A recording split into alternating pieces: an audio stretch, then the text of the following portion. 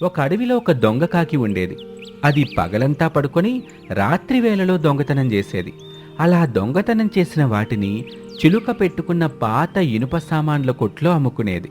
ఆ డబ్బులతో ఒక్కొక్క రోజున ఒక్కొక్క స్పెషల్ బిర్యానీ తెచ్చుకొని తింటూ జబర్దస్త్గా జీవిస్తూ ఉండటమే కాకుండా పిచ్చుకని ప్రేమిస్తూ ఉంటుంది. అలా రోజులు గడుస్తూ ఉంటాయి. ఒక రోజున పిచ్చుక, పావురం, కొంగ, గ్రద్ద, చిలుక అన్నీ కలిసి వాళ్ళ ఇళ్లల్లో పోయిన వస్తువుల గురించి మాట్లాడుకుంటూ ఉన్నాయి. ఈ దొంగోడెవడే అడవిలో ఉంటున్న మన ఇళ్లలో దొంగతనం చేస్తున్నాడు? వాడెవడో గాని నా చేతికి చిక్కాలి. వాణ్ణి కసితీరా ఎక్కడ పడితే అక్కడ పొడిచి నా కోపాన్ని, నా ఆకలిని తీర్చుకుంటాను. ప్లీజ్ గ్రద్దా, నువ్వు అలా పొడిచినప్పుడు వచ్చిన మాంస ముక్కల్లో కొంచెం నాకు కూడా ఇవ్వు. నేను కూడా నా ఆకలిని తీర్చుకుంటాను. అంటే ఏంటే కొంగ, నేను మాత్రమే ఆ దొంగ మీద కోపం తీర్చుకోవాలా? నువ్వు నీ కోపాన్ని తీర్చుకోలేవా? ఎవరి పాపం వాళ్ళదే గ్రద్దా. చేసుకున్నంత వాడికి చేసుకున్నంతని అన్నారు మా పెద్దలు. ఆ దొంగ ఎవరో కాని ఇలా దొంగతనాలు చేస్తూ పాపం మూట కట్టుకుంటున్నాడు. ఈ పాపం ఆ దొంగని ఎప్పుడో ఒకప్పుడు ఏదో ఒకటి చేస్తుంది. నిన్ను తిట్టడానికి కూడా నాకు మాటలు రావటం లేదు కొంగ. అయితే తిట్టకు గ్రద్దా, కానీ మాంస ముక్కలు మాత్రం ఇవ్వవు, అవి మర్చిపోవద్దు. ఛీ, నేనిక్కడ ఉండను. నేను నా ఇంటికి వెళ్ళిపోతాను. ఎలాగైనా సరే ఆ దొంగని ఈరోజు పట్టుకుంటాను. ఎట్టి పరిస్థితుల్లోనూ ఆ దొంగని వదిలిపెట్టేది లేదు. గ్రద్దా, అంత కోపం వచ్చింది? ఆ దొంగ నీ ఇంట్లో ఏమెత్తికెళ్ళాడు? నేనెప్పటి నుంచో సాదుకుంటున్న 2 కోళ్ళనెత్తుకెళ్ళాడు. వాటికి మంచి ఫుడ్ పెట్టి ఎంతో ఇష్టంగా పెంచుకుంటున్నాను. బాగా లావుగా భలేగా బలిశాయి. ఇక 2 రోజుల్లో ఒక కోడి కోసుకొని 2 రోజుల పాటు హాయిగా తిని ప్రశాంతంగా పడుకుందాం అనుకున్నాను. ఇంతలో 2 కోళ్ళని ఎత్తుకెళ్ళాడు అని గ్రద్ద చెప్తుంటే చిలుకకి కంగారు మొదలైంది. మొన్న కాకి తీసుకొచ్చిన 2 కోళ్ళని గుర్తు చేసుకుంది. ఆ రోజు చిలుక తన పాత ఇనుప సామాన్ల షాప్లో ఉండగా కాకి బాగా బలిసిన 2 ఎర్రని తెల్లని కోళ్ళని తీసుకుని అక్కడికొచ్చింది. అవి బాగా బరువుగా ఉన్నాయి. ఓయ్ చిలుక, ఈ 2 కోళ్ళని తీసుకుని నాకు 2000 ఇవ్వు. ఏమిటి కాకి, ఈ 2 కోళ్ళని తీసుకుని 2000 ఇవ్వాలా? నేనివ్వను, వేరే దగ్గర అమ్ముకో, వెళ్ళు. సరే చిలుక, చికెన్ షాప్ పెట్టుకున్న పావురం దగ్గరికి వెళ్తాను. ఈ కోళ్ళని చూసావా, చాలా బరువున్నాయి. బోలెడంత కూరొస్తుంది. కిలోల చొప్పున అమ్ముకుంటుంది ఆ పావురమే.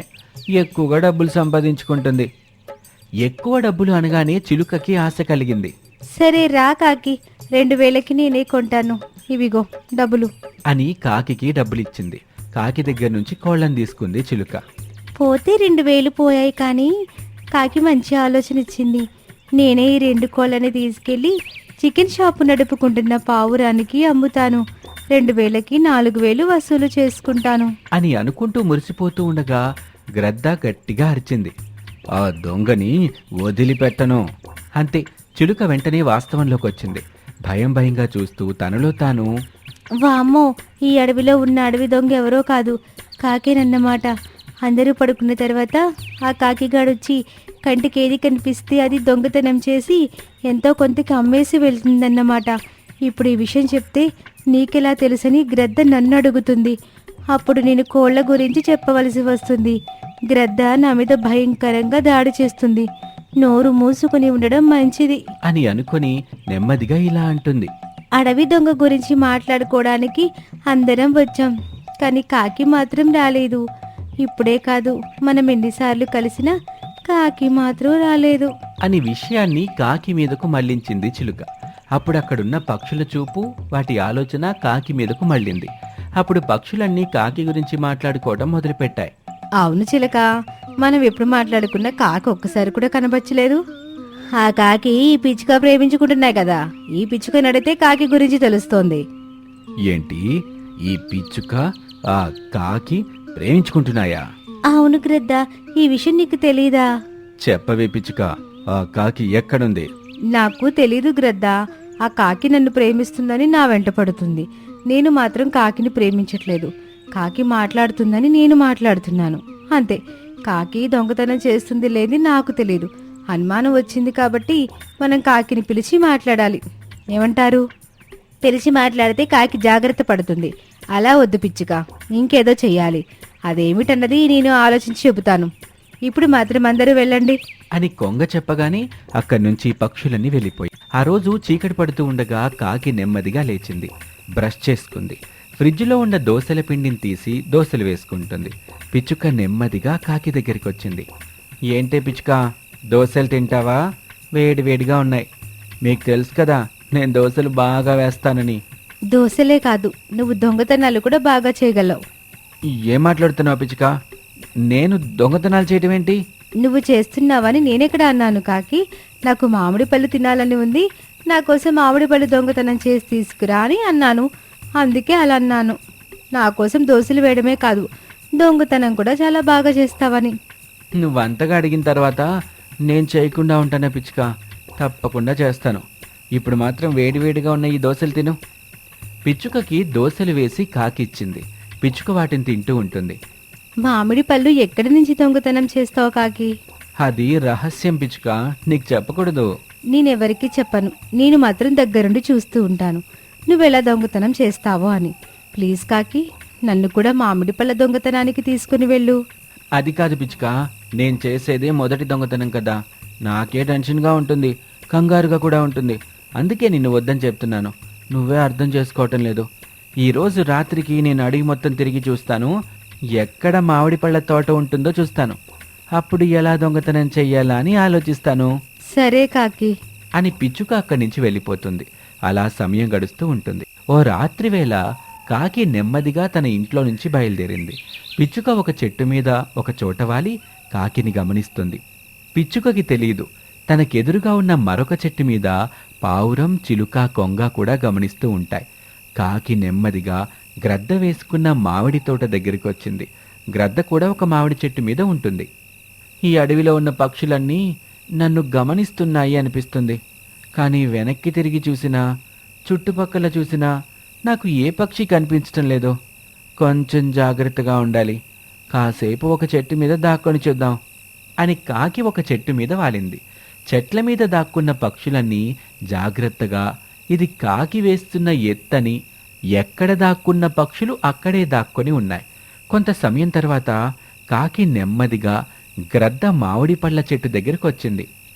ఎప్పుడు అడగని పిచ్చుక సడన్గా మామిడి పళ్ళు దొంగతనం చేసి తీసుకురమ్మని చెప్పింది. దీని వెనుక ఏదైనా కుట్ర ఉందా అని ఆలోచిస్తూ ఉండగా గ్రద్దతో పాటు మిగతా పక్షులన్నీ వచ్చాయి. కాకి వాటిని అయోమయంగా చూస్తూ ఉండగా, నన్ను మన్నించు కాకి, నిన్ను మార్చుకోవడానికి ఇదంతా చేశాను. నిజం ఒప్పుకో కాకి, ఇంతకాలం మా ఇళ్లల్లో దొంగతనం చేసింది నువ్వే కదా. కాకి ఏమీ మాట్లాడకుండా పక్షుల వైపు చూస్తూ ఉంటుంది. ఒప్పుకో కాకి, నువ్వు కోళ్ళు నాకు అమ్మిన విషయం నేను గ్రద్దతో చెప్పేశాను. అంతేకాదు కాకి, నువ్వు దొంగతనం చేసిన ప్రతి వస్తువును నాకే అమ్మిన విషయాన్ని కూడా చెప్పేశాను. ఇక నువ్వు ఒప్పుకోవడం తప్పదు కాకి, మరొక మార్గం లేదు. కాకి ఏమీ మాట్లాడకుండా పిచ్చుకొని చూస్తూ ఉంటుంది. నన్ను చూస్తావెందుకు కాకి? ఇక నుంచి దొంగతనం చేయనని చెప్పు. ఒక్క విషయం చెప్పు పిచ్చుక, నేను దొంగతనం చేస్తున్న విషయాన్ని నువ్వెలా పసిగట్టావు? నీ దగ్గర నేను చాలా జాగ్రత్త పడ్డాను కదా. నీ ముఖం జాగ్రత్త పడ్డావు. నేను కొనుక్కున్న లిప్స్టిక్ని దొంగతనం చేసి మరుసటి రోజున తిరిగొచ్చి నాకే ఇచ్చి, ఇది నీకోసం తీసుకొచ్చాను పిచ్చుక, వేసుకో, చాలా బాగుంటుందని చెప్పావు. అప్పుడే నాకు అర్థమైంది నువ్వు లిప్స్టిక్ దొంగవే కాదు, అడవి దొంగ అని. అయ్యో, దొంగతనం చేయకుండా నేను బ్రతకలేని పిచ్చుక. నాకంటే నీకు దొంగతనమే ఎక్కువ కాకి. అది కాదు పిచ్చుక, నాకు నువ్వు కావాలి, ఈ దొంగతనం చేయడం కూడా కావాలి. రెండు కావాలంటే కుదరవు, ఏదో ఒకటి మాత్రమే నీ సొంతం అవుతుంది. ఇక నీ ఇష్టం. కాకి ఆ మాటకి ఆలోచనలో పడింది. పావురమా, కొంగ, చిలుక, కాకిని చెట్టుకు కట్టేసి ఒక స్టైల్ చూపిద్దాం. పట్టుకోండి. నన్నెవరూ పట్టుకోవద్దు, నేనెక్కడికి పారిపోవటం లేదు. నా ప్రాణమైన పిచ్చుక ఇక్కడే ఉండగా నేనెక్కడికి పారిపోతాను చెప్పండి? నేను ఇక్కడే ఉంటాను అని కాకి చెప్పగానే పిచ్చుక సంతోషపడింది.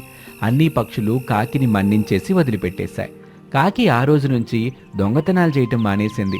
పిచ్చుకతో సరదాగా ఆ అడవిలోనే ఎంజాయ్ చేస్తూ ఉంటుంది. పిచ్చుక మీద ఉన్న ప్రేమతో కాకి దొంగతనాలు మానేయటంతో ఆ అడవిలోని జంతువులన్నీ కూడా ప్రశాంతంగా ఉండటం మొదలు పెడతాయి. ఇది వాల్టి కథ. మరొక ఆసక్తికర కథలో మళ్ళీ కలుద్దాం. అంతవరకు సెలవు, నమస్తే.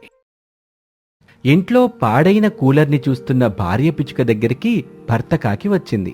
పిచ్చుక, నువ్వెంత చూసినా ఆ కూలర్ బాగుపడదు. బాగు చేస్తే ఏదైనా బాగవుతుంది, మనకెందుకులే అనుకుంటే ఏదీ బాగు కాదు. ఇదిగో ఇలాగే ఇంట్లో ఒక మూలకుంటుంది. అది పాడైనప్పుడే నేను బాగు చేయనని చెప్పాను కదా పిచ్చుక. ఎందుకు పదే పదే ఆ పాడైపోయిన కూలర్ని అలా చూస్తూ ఉంటావు? ఇది మరీ బాగుంది. పాడైన కూలర్ని చూసే స్వేచ్ఛ కూడా లేదా ఈ ఇంట్లో? లేదు పిచ్చుక, ఇప్పుడు నువ్వు పాడైన కూలర్ని చూస్తుంటావు. దాన్ని బాగు చేయించాలనే ఆలోచన నీకు పుడుతుంది. పనికెళ్ళి నేను సాయంత్రం తిరిగి వస్తాను. నాతో ప్రేమగా మాట్లాడుతూ సేవలు చేస్తూ పాడైన కూలర్ని బాగు చేపిద్దామని చెప్తావు. అప్పుడు నేను నో చెప్పలేని పరిస్థితిలో ఉంటాను. వారేవా, భలే ఐడియా ఇచ్చారు. నేను అప్పటినుంచి ఆలోచన చేస్తున్నాను, కానీ నాకు ఇలాంటి ఆలోచన రాలేదు. ఇప్పుడు మీరు చెప్పింది చూస్తుంటే అలా చేస్తే బాగుంటుందనిపిస్తుంది. పిచ్చుక, పాడైన కూలర్ గురించి ఇంతవరకు మాట్లాడుకున్నది చాలు. ఇకనైనా నా ఆకలి సంగతి చూడు. నాకిష్టమైన ఆమ్లెట్ చేసి భోజనం పెట్టు. మీకిష్టమైన ఆమ్లెట్ వేసి భోజనం పెట్టాలి, కానీ నాకిష్టమైన ఈ కూలర్ని మాత్రం బాగు చేయడం లేదు. నేను ఆమ్లెట్తో భోజనం పెట్టాలంటే... ఓహో, నేనిచ్చిన సలహాని నా మీదే ప్రయోగం చేస్తున్నావా పిచ్చుక? తమరు ఏమనుకున్నా సరే, నాకు కూలర్ బాగు చేయిస్తేనే మీకిష్టమైన ఆమ్లెట్ వేసి భోజనం పెడతాను. పిచ్చుక, నాకు బాగా ఆకలిగా ఉంది. అలాగే నా కోపం తెప్పించుకో. నీకు కూలర్ ఎప్పటికీ బాగు చేయను. ఇలా చూడు పిచ్చుక, ఎంత సున్నం వేసినా పాత గోడ కొత్తగా కనిపించదు. అలాగే ఎన్ని డబ్బులు పెట్టి మన పాత కూలర్ని బాగు చేయించినా ఆ కూలర్ బాగుపడదు. నా మాట విను పిచ్చుక. ఏవండి, కూలర్ మొత్తం పాడవలేదు. లోపల ఉన్న ఫ్యాన్ మాత్రమే రెక్కలు పాడయ్యాయి. అది తీసి కొత్తగా వేసుకుంటే సరిపోతుంది. కూలర్ చక్కగా పనిచేస్తుంది. రేపు వెళ్ళి ఫ్యాన్కి రెక్కలు తీసుకొస్తారా చెప్పండి? తీసుకొస్తాను పిచ్చుక. ఇప్పుడైతే ఆమ్లెట్ వేసి నాకు భోజనం పెట్టు. ఇప్పుడే పెడతాను అని పిచ్చుక పొయ్యి దగ్గరికి వెళ్తుంది. కాకి మాత్రం ఆ పాడైన కూలర్ని చూస్తూ ఉంటుంది. పిచ్చుక ఆమ్లెట్ వేసుకుని కాకి దగ్గరికి వచ్చింది. ఏవండి, ఆమ్లెట్ వేసుకొచ్చాను, రండి భోజనం పెడతాను. పిచ్చుక కాకికి ఆమ్లెట్తో భోజనం పెట్టింది. కాకి ఎంతో ఇష్టంగా తింటూ ఉండగా, నేను వెళ్ళి పిల్లల్ని తీసుకొస్తాను. పిల్లలెక్కడికి వెళ్లారు? పావురం ఇంట్లో ఉన్నారు. పావురం పిల్లలతో కూలర్ కింద ఆడుకుంటూ ఉన్నారు. మీరెలాగో పాడైన కూలర్ బాగు చేయిస్తారు కదా, రేపటి నుంచి మన ఇంట్లోనే ఉంటారు, మనతోనే ఆడుకుంటారు అని చెప్పగానే భర్త కాకి ఏమీ మాట్లాడకుండా మౌనంగా తింటూ ఉంటుంది. సరిగ్గా అప్పుడే పావురం ఇంట్లో కూలర్ నడుస్తూ ఉంటుంది. పావురం పిల్లలతో పిచ్చుక 2 పిల్లలు అక్కడ ఆడుకుంటూ ఉంటాయి. తల్లి పావురం భోజనం వేసుకుని తన పిల్లల దగ్గరికి వచ్చింది. పిచ్చుక పిల్లలు, ఇక మీరింటికి వెళ్ళండి. నేను నా పిల్లలకి భోజనం పెట్టాలి. పెద్ద మమ్మీ, మేము మా ఇంటికి వెళ్ళం. ఇంట్లో కూలర్ లేదు. మా ఇల్లంతా వేడిగా ఉంటుంది. నాన్నకి అమ్మకి ఎంత చెప్పినా కూలర్ కొనడం లేదు. అందుకని మేము మా ఇంటికి వెళ్లకుండా ఇక్కడే ఉంటాము. నేను మంచిగా చెప్పినప్పుడు వినాలి పిల్లలు, లేదంటే నాకు కోపం వస్తుంది. వెళ్ళండి, మీ ఇంటికి వెళ్ళి అన్నం తినేసి రండి. వెళ్ళండి. నేను మొత్తానికే రావద్దని చెప్పడం లేదు కదా, అన్నం తినేసి రమ్మని చెబుతున్నాను అని తల్లి పావురం ఎంత చెప్పినా పిచ్చుక పిల్లలు వినిపించుకోవు. దాంతో తల్లి పావురానికి కోపం వచ్చింది. తీసుకొచ్చిన భోజనాన్ని కింద పెట్టి ఇంట్లో నుంచి బయటకు వెళ్ళింది. పిచ్చుక పిల్లలు సంతోషపడతాయి. చూసావా చెల్లి, నేను గట్టిగా మన ఇంటికి వెళ్ళమని చెప్పగానే పావురం పెద్దమ్మ తెచ్చిన భోజనం కింద పెట్టి ఎలా బయటకెళ్ళిందో, మనమంటే అలా ఉంటుంది మరి అని గొప్పగా చెప్తూ ఉంటే తల్లి పావురం ఒక కర్ర తీసుకుని ఇంట్లోకి వచ్చింది. పిచ్చుక పిల్లలు పావురం పిల్లలు ఆ కర్ర చూసి భయపడిపోయాయి. పిచ్చుక పిల్లలు, ఫైనల్ గా అడుగుతున్నాను, మీ ఇంటికి మీరు వెళ్తారా, నా చేతో దెబ్బలు తింటారా? ఏం చేస్తారు? చెప్పండి, ఏం కావాలి మీకు? ఇక్కడి నుంచి పోవడమా, కర్రతో దెబ్బలు తింటమా? తొందరగా తేల్చుకోండి. ఇంటికి వెళ్ళిపోతాం పెద్దమ్మా. మరి ఇంకా ఇక్కడే ఉన్నారే, బయలుదేరండి. పిచ్చుక పిల్లలు తల్లి పావురం ఇంట్లో నుంచి బాధగా బయలుదేరి ఇంటికొచ్చాయి. తండ్రి కాకి ఆమ్లెట్తో భోజనం తింటూ ఉంటుంది. తల్లి పిచ్చుక దిగులుగా ఉన్న తమ పిల్లల్ని చూసింది. మా పావురమక్క ఇంట్లో ఏదో జరిగిందని అర్థమైంది. ఏం జరిగిందో చెప్పండి పిల్లలు. మా పావురమక్క ఏవైనా అన్నదా? తన పిల్లలకి భోజనం పెట్టుకుంటదంట. మమ్మల్ని మన ఇంటికి వెళ్ళిపోమని చెప్పింది. అయినా ప్రతిసారి పెద్దమ్మ ఇలా ఎందుకు చేస్తుందమ్మా అని అడిగిన తన పిల్లలకు ఏం సమాధానం చెప్పాలో తల్లి పిచ్చుకకి అసలు అర్థం కాలేదు. ఎందుకలా పావురం పెద్దమ్మ చేస్తుందో చెప్పమంటే అలా మాటలు రాని మూగదానిలా ఉంటావేంటి? ఇక నుంచి మీరు పావురం పెద్దమ్మ ఇంటికి వెళ్లాల్సిన అవసరం లేదు పిల్లలు. మీ నాన్న మన ఇంట్లో ఉన్న పాత కూలర్ని బాగు చేయిస్తానని చెప్పాడు. తల్లి పిచ్చుక చెప్పింది విని కూతురు పిచ్చుకలు సంతోషపడ్డాయి. తమ కాకి తండ్రి వైపు చూశాయి. తండ్రి కాకి ఆ మాటలు పట్టించుకోకుండా తింటూ ఉంటుంది. నాన్న, అమ్మ చెప్పేది నిజమా? ఏమీ మాట్లాడకుండా తండ్రి కాకి భోజనం అయిపోవటంతో వెళ్ళిపోతుంది. తల్లి పిచ్చుక, కూతురు పిచ్చుకలు అయోమయంగా ముఖాలు చూసుకుంటాయి. ఇలాగే రోజులు గడుస్తూ ఉంటాయి. కాకి భర్త కూలర్ గురించి మాట్లాడడం లేదు, అలా అని తీసుకెళ్లి బాగు చేయించటం కూడా లేదు. భార్య పిచ్చుక కూలర్ను బాగు చేయించమని అడిగి అడిగి విసిగిపోయింది. దాంతో భర్త మీద చాలా కోపం వచ్చింది. ఒక రోజున గొడవ పెట్టుకుంది. అప్పుడు భర్త కాకి ఇలా తేల్చి చెప్పేస్తుంది. ఇలా చూడు పిచ్చుక, నువ్వు నాతో ఎంత గొడవ పెట్టుకున్నా, నా మీద ఎంత గట్టిగా అరిచినా నేను మాత్రం కూలర్ని బాగు చేయించలేను. నా దగ్గర ఇప్పుడు అంత డబ్బే లేదు.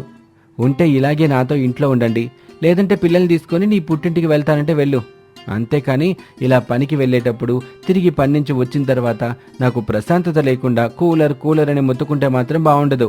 పిల్లలు ఎండవేడికి తట్టుకోలేక అల్లాడిపోతున్నారు, చూస్తున్నారు కదా. కనీసం పిల్లల కోసమైనా ఆ కూలర్ని బాగు చేయించండి. ఏం కాదు, పిల్లలకు ఇప్పటి నుంచే అన్నిటినీ అలవాటు చేయాలి. అప్పుడే మనం పడుతున్న బాధ ఎలా ఉంటుందో తెలుస్తుంది. బాగా చదువుకుంటారు. అది కాదండి.